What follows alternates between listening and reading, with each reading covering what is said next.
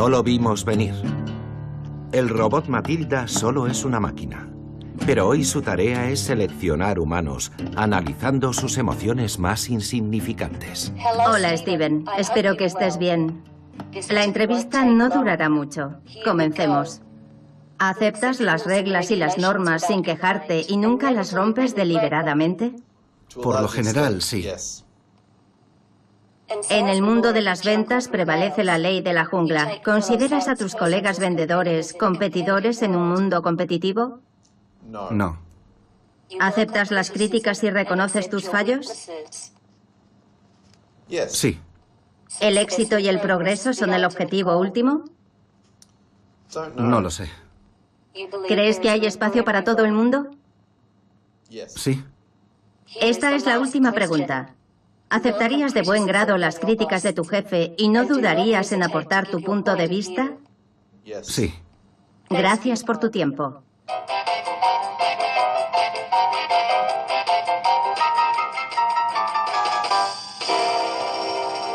¿He conseguido el trabajo?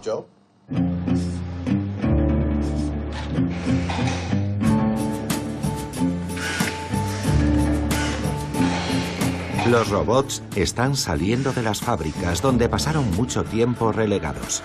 La cuarta revolución industrial ya ha comenzado. Y utiliza todo tipo de máquinas cada vez más eficientes, inteligentes y autónomas. Rendimiento, productividad, flexibilidad. Por todas partes se exige a los trabajadores que se adapten a la lógica digital. Y a pesar de sus desenfrenados intentos por seguir su ritmo, los humanos empiezan a quedarse sin aliento.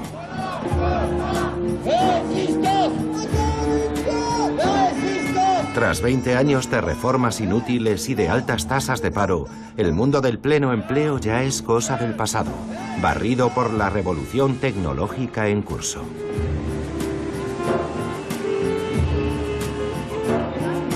¿Qué mundo emergerá en el apogeo de esta mutación sin precedentes?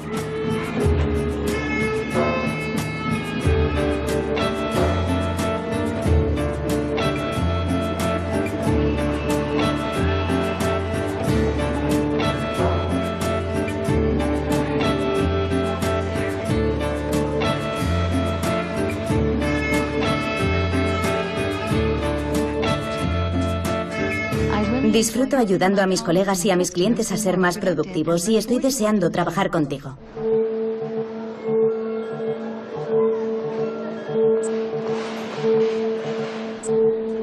Casi sin notarlo hemos tropezado y caído en el mundo digital. Poco a poco las máquinas han entrado en nuestra vida, en nuestro trabajo, en nuestro tiempo de ocio. Están por todas partes y por supuesto que son útiles. Pero con ellas nosotros mismos trabajamos a cambio de nada. Y participamos en esta nueva economía olvidándonos de los muchos empleos perdidos en numerosos sectores. Desde los ferrocarriles nacionales a los servicios postales, hay una sensación de inquietud y de preocupación generalizadas. Más de 3.000 oficinas de correos van a cerrar, y el comercio de proximidad corre el peligro de convertirse en algo del pasado. Pero parece claro que el futuro pertenecerá a las máquinas. En Francia, como en todas partes, los investigadores crean robots cada vez más productivos y eficientes.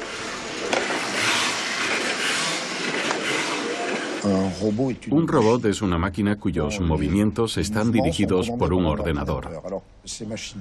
Pueden hacer movimientos repetitivos, por supuesto, pero también son capaces de adaptarse a su entorno.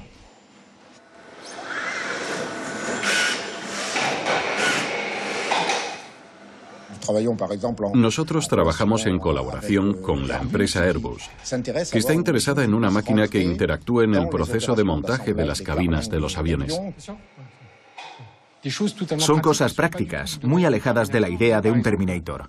Por ejemplo, un robot capaz de perforar o de atornillar en contextos específicos, pero muy importantes para la empresa. El robot HRP2 tiene 30 motores, nosotros usamos 600 músculos en un solo movimiento. El ser humano es una máquina extraordinaria desde el punto de vista de su biomecánica y somos capaces de aprender. Los robots están empezando a hacerlo. Hoy vemos que los empleos poco cualificados, las tareas más duras y repetitivas, se transfieren a otros trabajos. Y hablo del sector de la robótica, a empleos que tienen que ver con la programación de los robots y con su mantenimiento, tareas mucho más especializadas y más próximas al sector servicios. Y se está creando una especie de vaso comunicante entre la desaparición de los empleos industriales en beneficio de los empleos en el sector servicios. Eso pasa en las empresas de robótica, pero por lo general, los empleos que se crean suelen ser más cualificados que los que se pierden en las unidades de producción.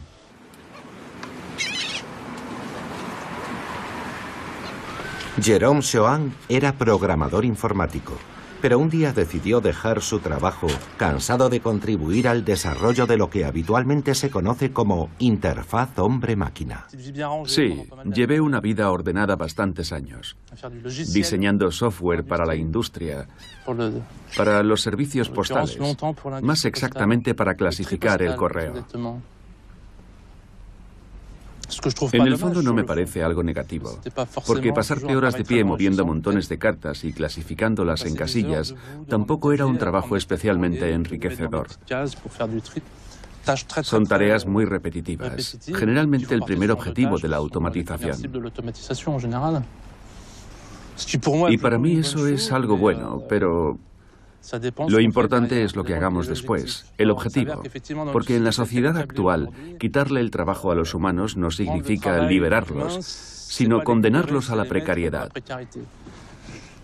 Así que estoy a favor de la automatización, pero también del cambio definitivo del sistema, porque creo que no es posible continuar así, viendo que el proceso se está acelerando y que cada vez es más masivo.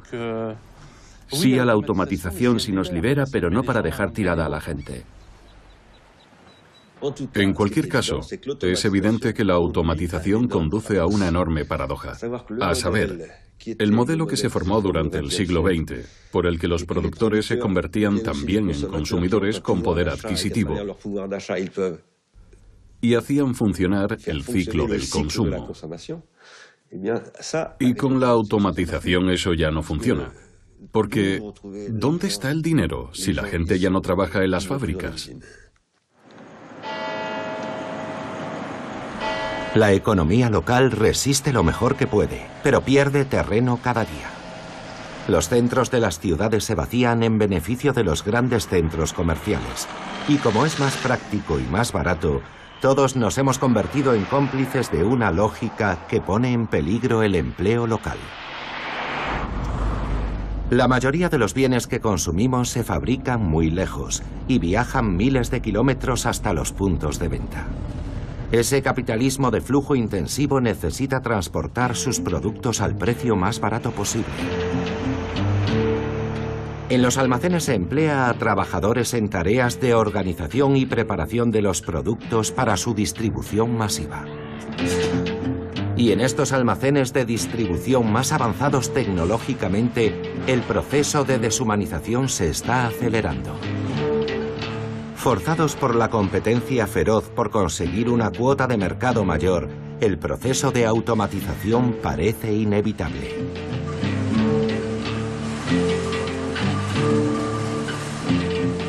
Aunque aún quedan personas empleadas aquí, su trabajo se reduce casi exclusivamente al mantenimiento y la vigilancia de una gigantesca sala mecanizada.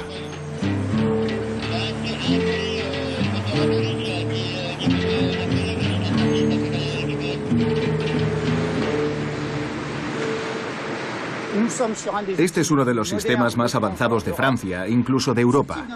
Una instalación que parece sacada del futuro, porque aquí el hombre ya no dirige nada, o prácticamente nada. De hecho, solo conduce la máquina que lleva las cosas. En Francia, solo 1 de cada 5 empleados trabaja en una fábrica. La clase trabajadora cada día se ha hecho más frágil e invisible, a causa de la propaganda de las compañías de alta tecnología sin trabajadores. ¿Hasta qué punto estamos dispuestos a adaptarnos para incrementar la productividad? Y mañana, ¿qué será de los 6 millones de trabajadores franceses que aún tienen un empleo? El humano se ha convertido en una variable ajustable entre muchas otras. Hay una especie de nivelación entre los diferentes factores que nos permiten adquirir capital, y el humano se ha convertido en un factor entre otros muchos, que está perdiendo importancia, porque las máquinas se han convertido en prioritarias en el sistema de producción del capital. Y el humano, yo diría que es lo contrario, porque es percibido como el grano de arena que podría hacer que todo el sistema fallara. Para comprender lo que nos espera, debemos cruzar el Atlántico.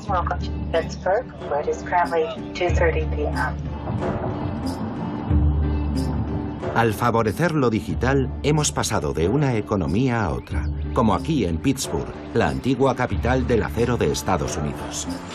En los años 80, Pittsburgh se reinventó, invirtiendo de forma masiva en tecnologías de vanguardia. La Universidad Carnegie Mellon se convirtió en uno de los centros punteros de investigación en inteligencia artificial y robótica.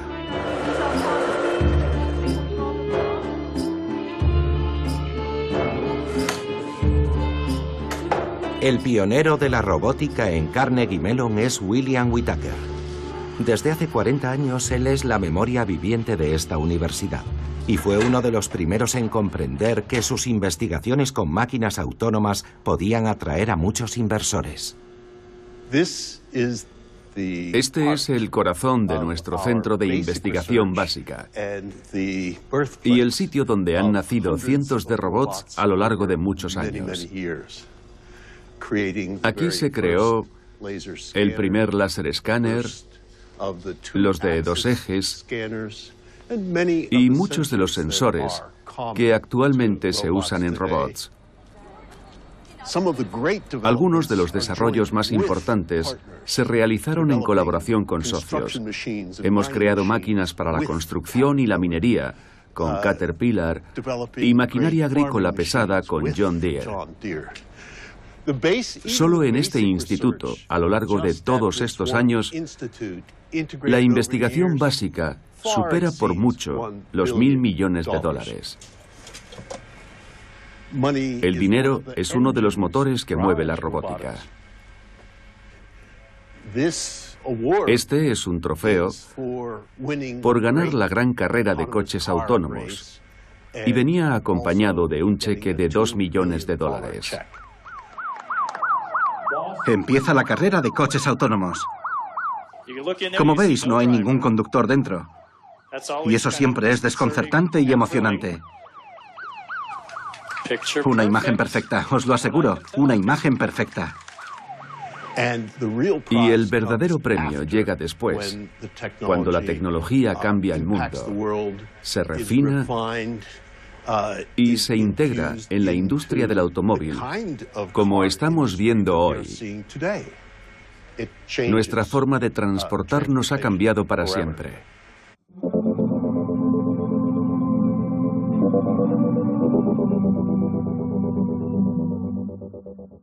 Esta es una de las invenciones de los investigadores de Carnegie Mellon, uno de los primeros coches completamente autónomos, desarrollados con el fabricante General Motors.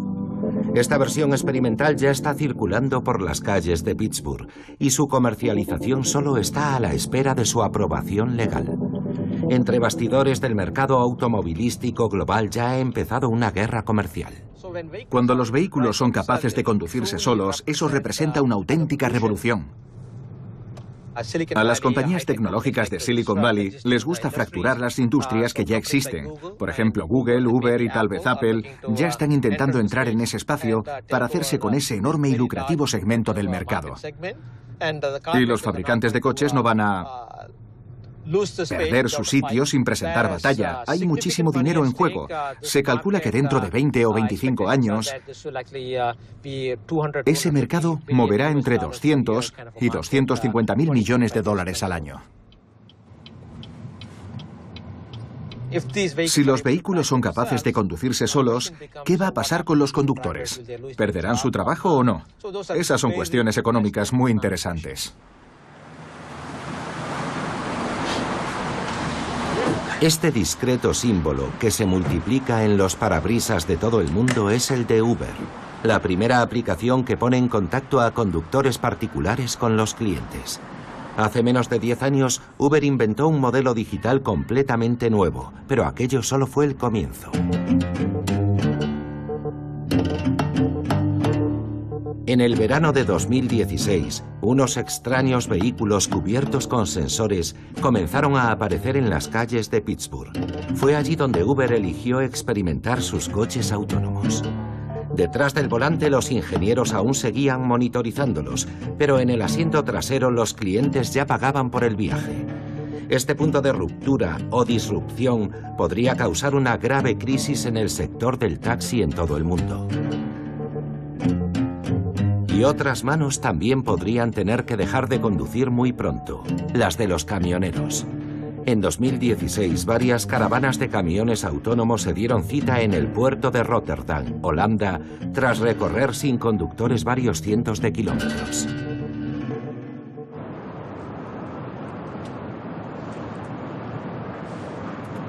La preocupación es creciente incluso en el corazón de la primera economía mundial.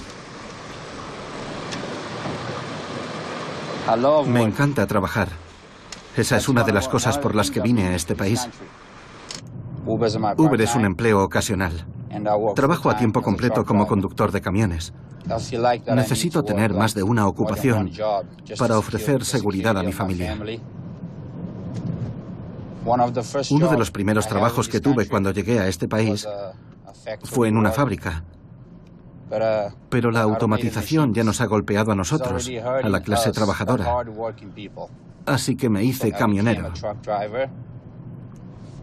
Pero estoy asustado, porque he oído que ya se están probando los camiones autónomos aquí en Estados Unidos. Por supuesto que estoy asustado.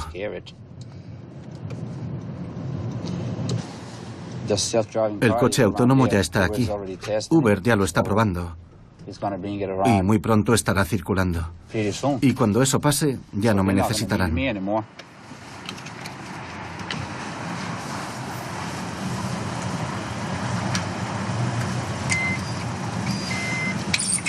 Al revés, la flecha hacia arriba. Gracias, señor. Hay máquinas por todas partes. Ese señor, ese hombre de ahí, seguramente también perderá su empleo en algún momento. Es como una epidemia. Y no sé qué voy a hacer. Ojalá algún día tengamos líderes que hagan algo al respecto para detenerlo. Ahora, antes de que sea demasiado tarde. A medida que se impone en todas partes, la tecnología digital provoca una fractura social. En Pittsburgh, el malestar comienza a hacer mella entre aquellos que no pueden mantener el ritmo acelerado del progreso tecnológico. Esta es una ciudad de trabajadores y ahora mismo hay una gran crisis. ¿Crees que Google te va a contratar? Lo que está pasando en Pittsburgh es que intentan atraer a la gente que paga impuestos y echan a los trabajadores, a la gente pobre. El futuro es incierto y la gente se siente muy insegura porque, ya sabes. A mí también me preocupa mucho. Sí. Hay muchas personas como yo en este país que se han quedado fuera, sobre todo en el centro de las ciudades pequeñas y en las zonas rurales, donde las oportunidades educativas no son tan buenas. Así que dependes de, ya sabes, trabajos poco cualificados, de bajo nivel y mal pagados. Vale. Perfecto.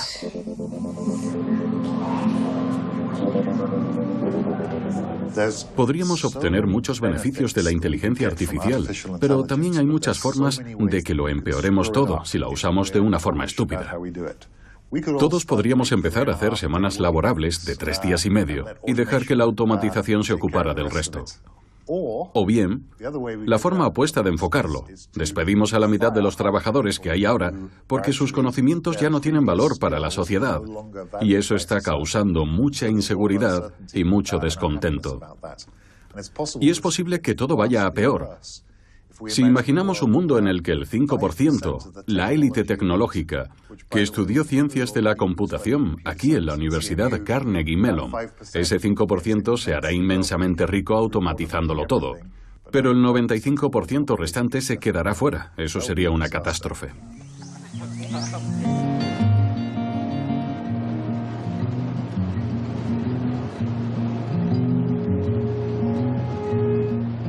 La actual ola tecnológica masiva podría hacer desaparecer millones de trabajos en todos los sectores.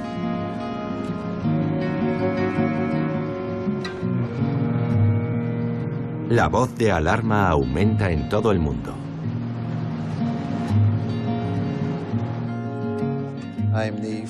Yo fui presidente del sindicato más importante de Estados Unidos, el de los trabajadores del sector servicios. Cada vez hay más estudios serios, del McKinsey Global Institute, del grupo Boston Consulting, de 3 ganadores del Premio Nobel, del Banco Mundial, de la Organización Internacional del Trabajo, y todos predicen que un tsunami sin precedentes está a punto de irrumpir en el mercado de trabajo en los próximos 10 o 20 años, y que la población no está preparada para eso.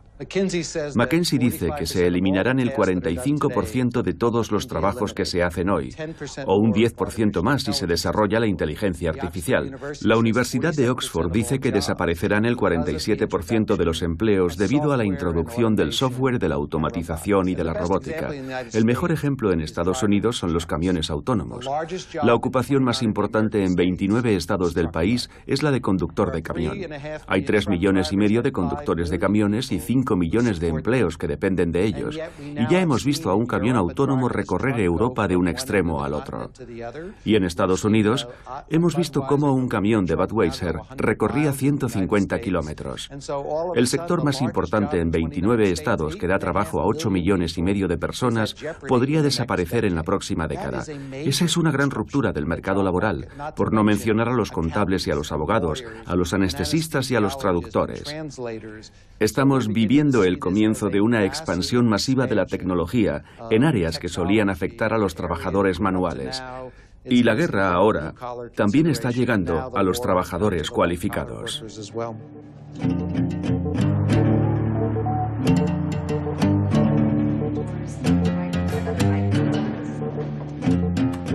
Hemos entrado en una era en la que una nueva forma de capitalismo está implantando sus operaciones algorítmicas en todos los dominios.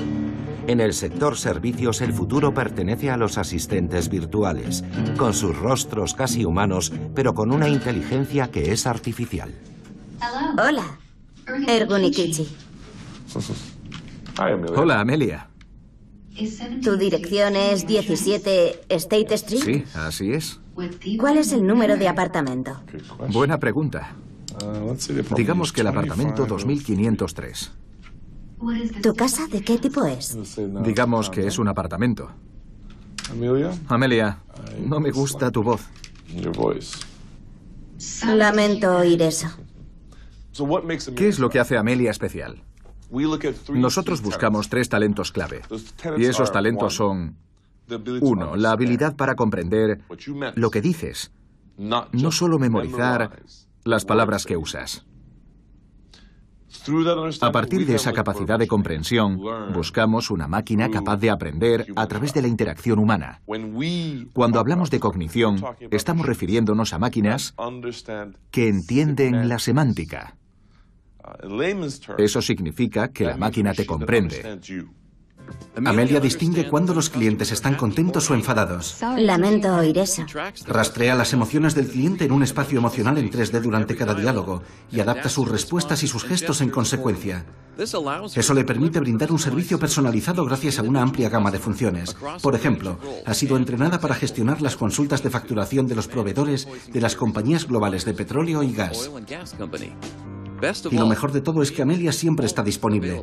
Puede mantener miles de conversaciones en paralelo, de forma amistosa y profesional, todos los días del año, a cualquier hora del día o de la noche. Y esto que estáis viendo solo es la versión 2 de Amelia. Gracias. Algún día te encontrarás hablando con un sistema cognitivo y no te darás cuenta. Le sorprendería lo interesadas que se mostraron las empresas aseguradoras ante la posibilidad de tener un agente cognitivo fiable que asesore a sus clientes. Y en la banca, Amelia ahora está siendo entrenada como asesora financiera para un banco suizo. Las grandes compañías financieras tienen cada vez menos interés por los errores humanos, ¿verdad? Necesitan una conducta intachable. Necesitan regulación, cumplimiento, porque ya sabemos cuál es el impacto potencial de la mala conducta en esas organizaciones. Pero también, hablando con franqueza, se ven obligados por los hechos, es inevitable. Ya está aquí. La tecnología, la automatización, la inteligencia artificial ya están aquí. Es como decir que la revolución industrial no va a suceder. Va a suceder. Es la naturaleza humana. Siempre avanzamos. Puede que solo sea el comienzo de ese viaje, pero en mi opinión, el viaje ha comenzado. Imagine que cuando empezamos, solo éramos 7 personas trabajando en un loft del Soho.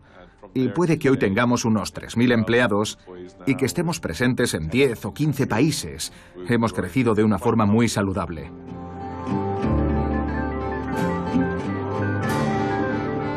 El nuevo capitalismo digital está expandiendo su influencia con el apoyo de los grandes bancos. El capital y el trabajo estuvieron unidos durante mucho tiempo. Hoy están divorciados. Incluso en Wall Street, donde los brokers prácticamente han desaparecido. El 90% de todas las transacciones bursátiles son efectuadas por algoritmos de alta frecuencia sin ninguna intervención humana.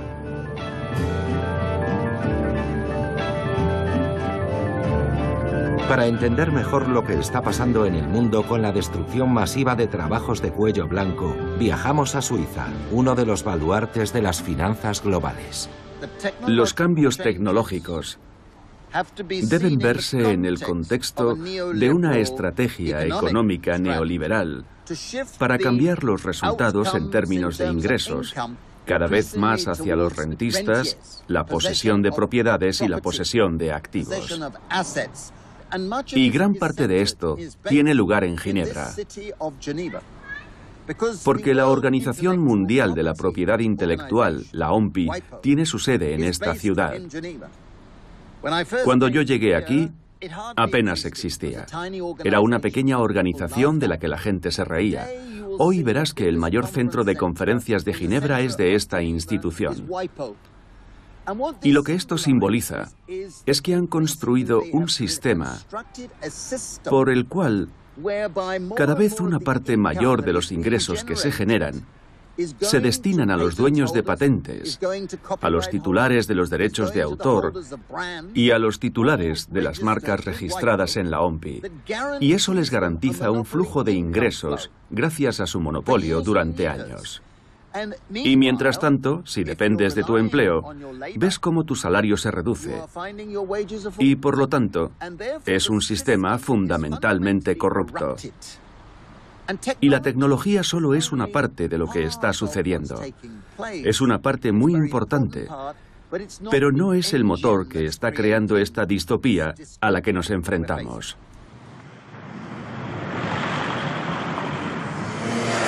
Hoy, con una buena idea y capacidad tecnológica que la respalde, uno puede hacerse rico rápidamente. Este nuevo Eldorado atrae a los jóvenes que acuden a la Escuela 42 para intentar el doble desafío de crear una startup, una empresa emergente, en un fin de semana, lanzando nuevas aplicaciones para los consumidores convencionales.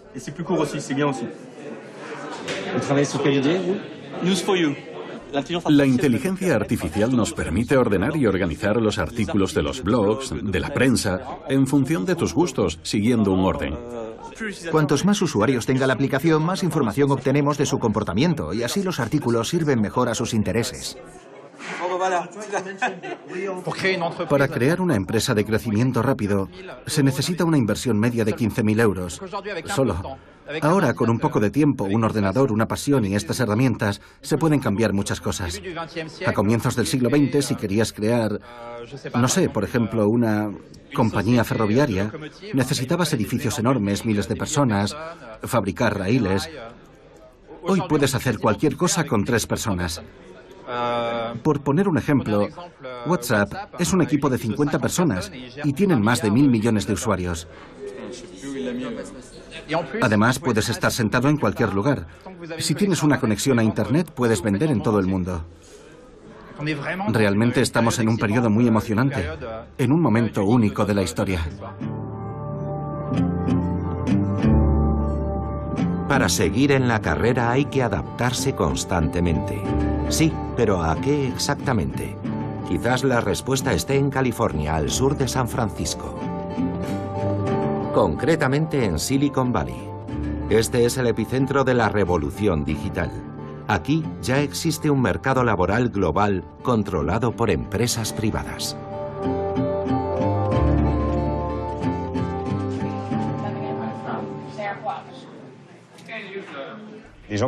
La gente sigue teniendo contratos laborales que son vestigios de comienzos del siglo XX. Ahora estamos en un mundo que va mucho más rápido, con trabajos que pueden hacerse en cualquier lugar. De hecho, muy a menudo, el lugar donde se encuentran los solicitantes de empleo y el sitio donde están los trabajos en cuestión no es necesariamente el mismo. Así que nosotros conectamos empresas, especialmente a pymes, con trabajadores autónomos de todo el mundo. Somos la plataforma de empleo más importante del mundo para trabajadores freelance. Aquí se pueden encontrar contables, juristas, un abogado en Alemania, un abogado en China o cualquier otro trabajo que pueda realizarse a distancia. Alguien bajará para acompañarle de vuelta al restaurante. Muchas gracias. Bien, estupendo. Espere un momento. De acuerdo. Gracias. Soy la recepcionista virtual. Y me encuentro a unos 3.500 kilómetros de distancia de este lugar. Ahora estoy en mi propio despacho en Chicago, no en la sede de la empresa. En este momento, Faith cuida tanto de esta oficina como de la otra, que tenemos en San Francisco.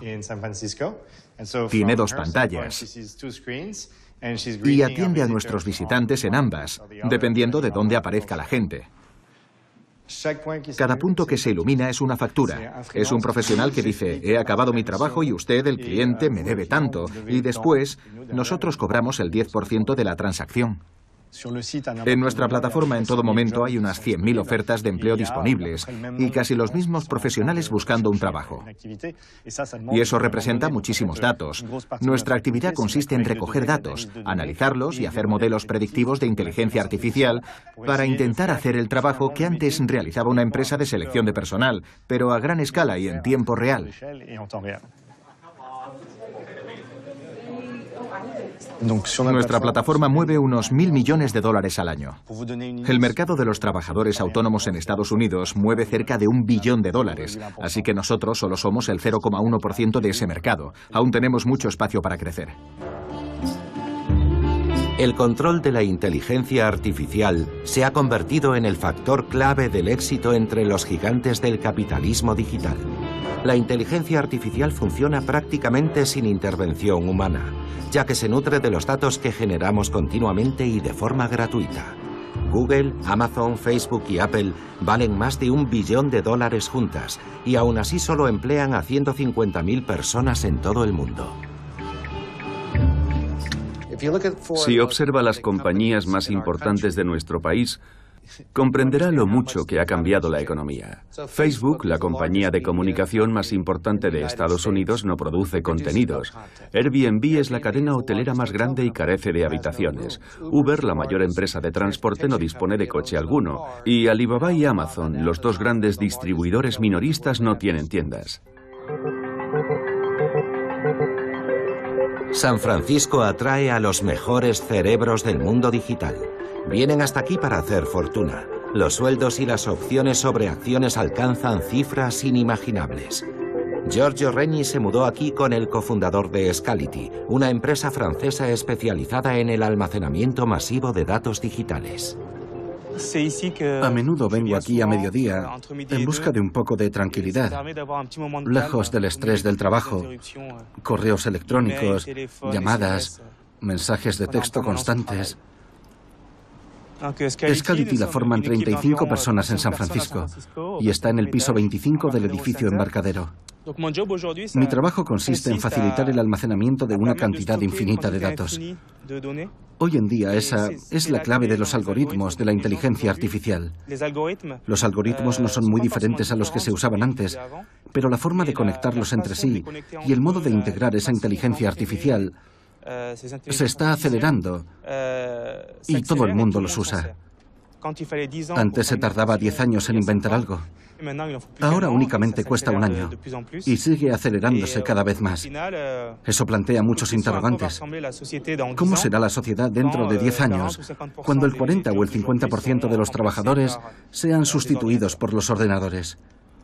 Nadie conoce el número exacto y eso es lo que más miedo da. ¿Se perderá el 10% de los empleos dentro de 5 años o será el 40% dentro de 10? Nadie lo sabe. El problema del crecimiento exponencial es sobre todo que desconocemos en qué punto de la curva nos encontramos. Así que podría ocurrir dentro de 5 años o dentro de 100. Nadie lo puede predecir. Yo creo que esa es una de las razones por las que es tan emocionante, porque es un territorio completamente desconocido.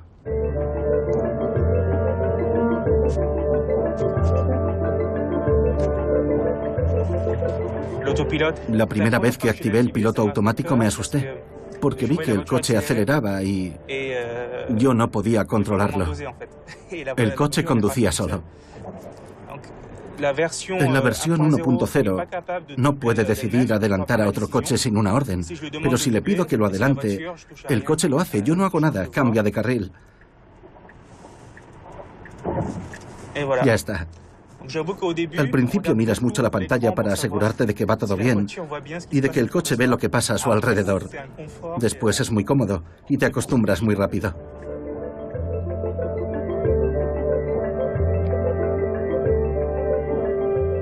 Esto me impresionó mucho cuando llegué a Estados Unidos. La verdad es que terminas acostumbrándote y eso es muy triste. Y es cierto que los ricos son cada día más ricos y los pobres son cada día más pobres. Yo no creo que se deba a ninguna fatalidad. Y si tengo éxito en mi trabajo, la siguiente pregunta para mí será, ¿cómo puedo compartir ese éxito?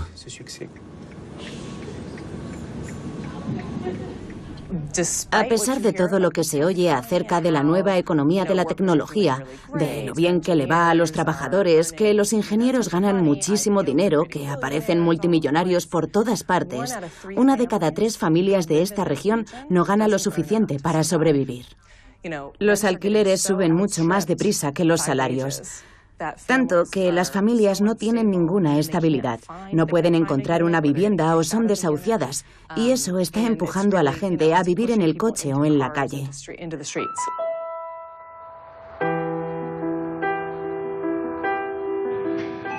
¿Eso es todo, señor?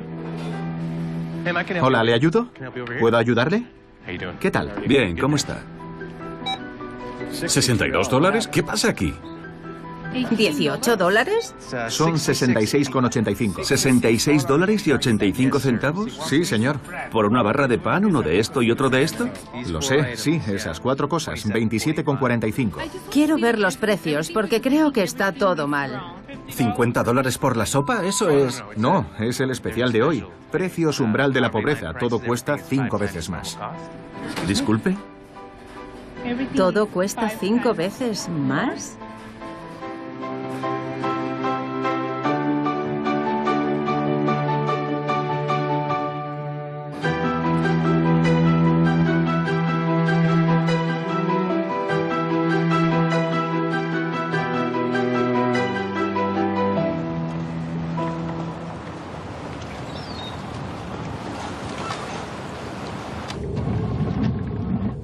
La inestabilidad en el empleo afecta cada día más a la clase media.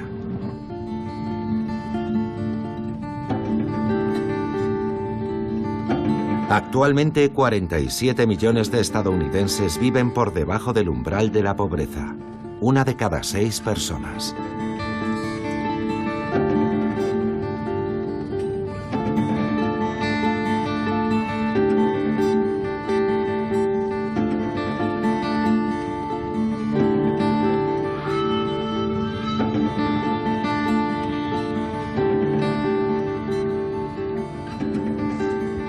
Nuestro mayor reto es darnos cuenta de que los cambios tecnológicos exigen igualdad, no necesariamente exigen que dejemos tirada a la gente. No exige eso. Esas cosas se pueden negociar.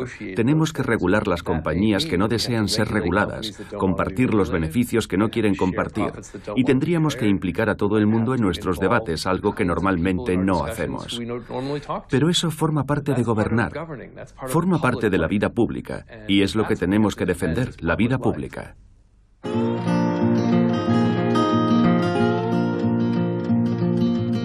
¿Y si al final esta fuera una gran oportunidad para inventar un mundo nuevo?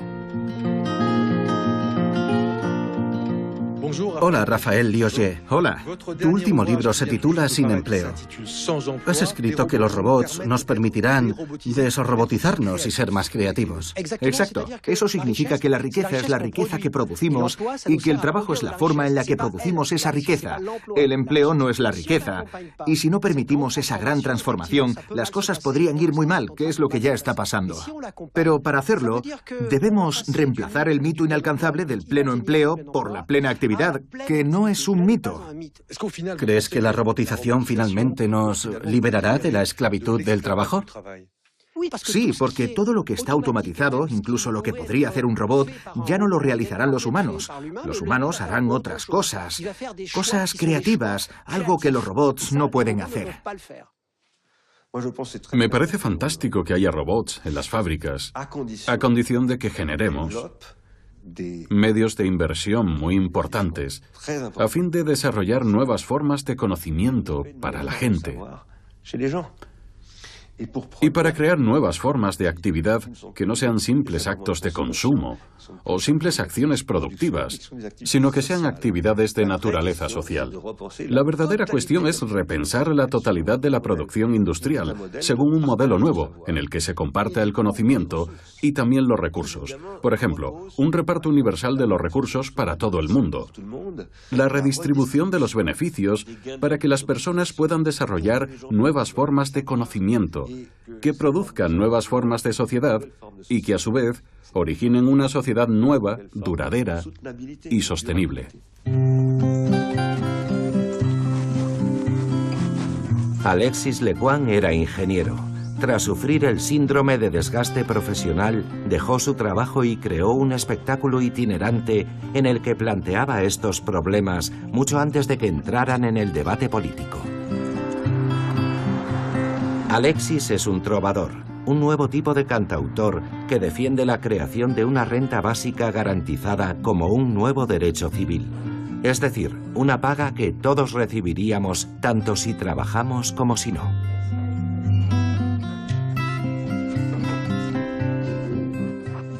Tengo 34 años, estoy retirado y doy conferencias dramatizadas sobre el trabajo libre, renta básica y otras revoluciones. Y aunque según las estadísticas oficiales yo vivo en la extrema pobreza, yo me considero extremadamente rico en muchas cosas, aunque no tenga dinero. Para mí la renta básica es una excusa, una puerta de entrada para hablar de nuestra vida en común, de nuestros sueños, de nuestros enojos y para crear cosas juntos que nos hagan más fuertes. Si la idea es tener una renta básica o algo parecido, solo para conseguir la paz social y que siga habiendo esclavos, esclavos silenciosos, entonces no me interesa en absoluto. Esos son mis adversarios políticos. Ah, el trabajo. ¿Qué es el trabajo? ¿Producir algo? Producir algo, muy bien. Eso es el trabajo, la producción. Es agotador. El trabajo cansa, vale. ¿Y yo? ¿Estoy trabajando ahora? Sí, no, risas. ¿Te pagan? Me pagan, sí, hay una colecta voluntaria al final, creo, así que sí. El trabajo es cualquier esfuerzo consciente, hecho con el propósito de producir algo, por ejemplo, una conferencia o puerros, o con el propósito de aprender algo, como por ejemplo, ir a la escuela, o con el propósito de ofrecer un servicio a alguien, por ejemplo, cocinar para tu familia. Como veréis, mi definición del trabajo es muy amplia. El trabajo es una cosa inmensa, que nunca nos faltará. Todos tenemos trabajo, y todos estamos trabajando siempre.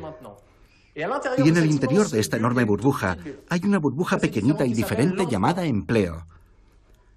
El empleo no es el trabajo y el trabajo no es el empleo. La renta básica nos permitiría tomar verdaderas decisiones vitales, por ejemplo, vivir sin un empleo. La segunda cosa es la igualdad. Las desigualdades conducen a la violencia. Si queremos un mundo en paz, tenemos que conseguir la igualdad.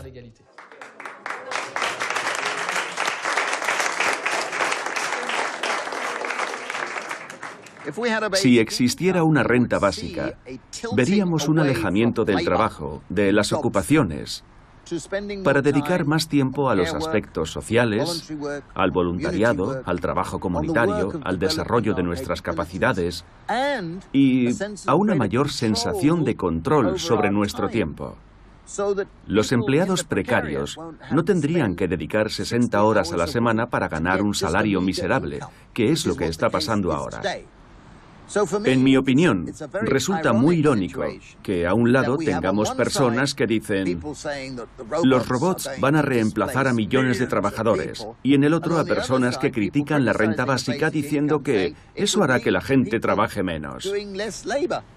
Bueno, si trabajamos menos, eso seguramente sea algo bueno.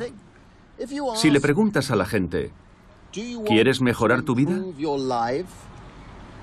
Y si tuvieras una renta básica, ¿dejarías de trabajar? Te contestarían sí a la primera pregunta y no a la segunda. En otras palabras, todos nosotros, por lo general, el 90% de las personas, queremos progresar en la vida y una renta básica no acabaría con esa motivación humana. En el terreno político empieza a considerarse seriamente el tema.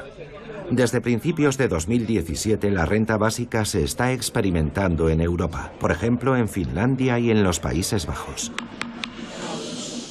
¿A favor de la propuesta? Lo que hoy está en juego en el Parlamento Europeo es la aprobación de una resolución sobre robótica para poner límites al maremoto digital. Aprobada. Yo sigo creyendo que la tecnología debe servir a los seres humanos. Y no hablo solo del 1% de la población. La gente acepta que las cosas vayan mal si al menos tienen la perspectiva de que a sus hijos les irá mejor. Pero si también les arrebatamos eso, entonces tengo miedo de que estemos cerca de una... Bueno, no quiero dramatizar, pero es verdad, de una revuelta, de una revolución. Tenemos que encontrar soluciones. No podemos seguir así.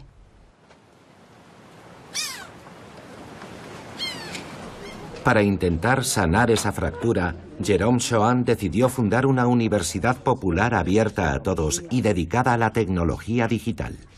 He preparado unos pequeños ejercicios para que podáis practicar. ¿Os dice algo hacer clic? Vamos a hacer clic sin soltar y lo arrastramos por la pantalla. ¿Sabes dónde se cierra? ¿Y las mayúsculas? Aquí. No, me rindo. Globalmente, para la población es una cultura ajena. Y como estoy convencido de que nadie de arriba va a venir a hacerlo, entonces tenemos que hacerlo desde abajo. Así que comencemos. Y por pequeño que sea lo que hagamos, al menos hacemos algo. Avanzamos sin pretensiones, pero avanzamos. Ya está, esa es la idea. Una máquina es algo que obedece nuestras órdenes, y el teclado y el ratón sirven precisamente para transmitirle esas órdenes. Si tenéis dudas, me preguntáis. Un ciudadano que no sabe leer está excluido. Es alguien que no es libre. Liberar a alguien es darle los medios para utilizar las herramientas de una sociedad. La tecnología digital es muy poderosa. Es inimaginable que no siga imponiéndose. Por eso es tan importante que la conozcamos bien y que nos sentemos juntos y entre todos decidamos para qué debe servir. El objetivo es lo único que importa.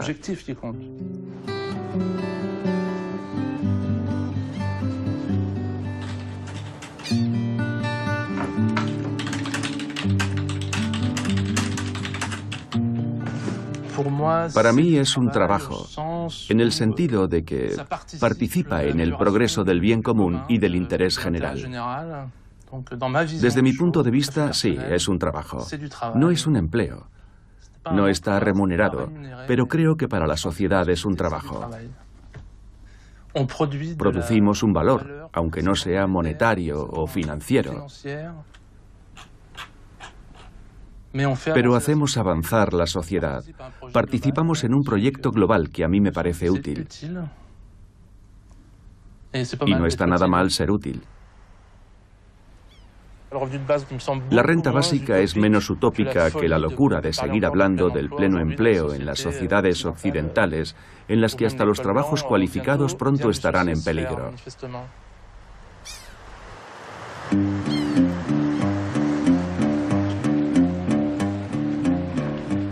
¿No sería lo mejor para todos compartir equitativamente la riqueza generada por las máquinas?